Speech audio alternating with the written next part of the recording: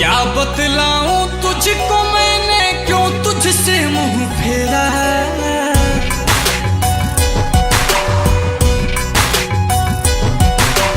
क्या बतलाऊं तुझको मैंने क्यों तुझसे मुंह फेरा। किस्मत को मंजूर था इतना साथ ही तेरा मेरा, और करना न कोई सवाल। फिलहाल किसी और का हूँ मैं, मेरा दिल से निकाल दे ख्याल। फिलहाल किसी और का हूँ मैं।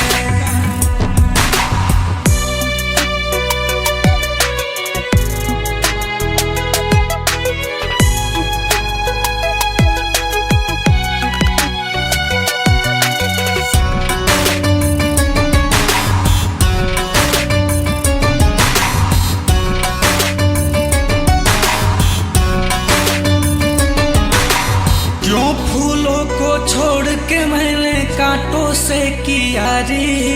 क्यों अश्कों में डूब गई है मेरी खुशियां सारी।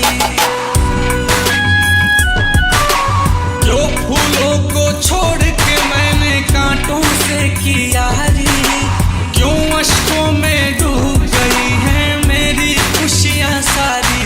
नहीं हक तुझको पूछे मेरा हाल। फिलहाल किसी और का हूँ मैं, मेरा दिल से निकाल दे ख्याल। फिलहाल किसी और का हूँ मैं।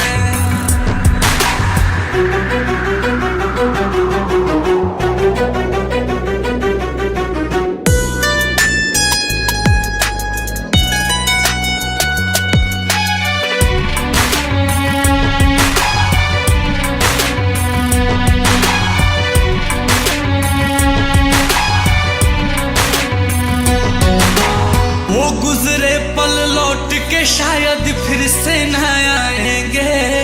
मुड़ के भी ना देखना हम जो राह में मिल जाएंगे। वो गुजरे पल लौट के शायद फिर से न आएंगे।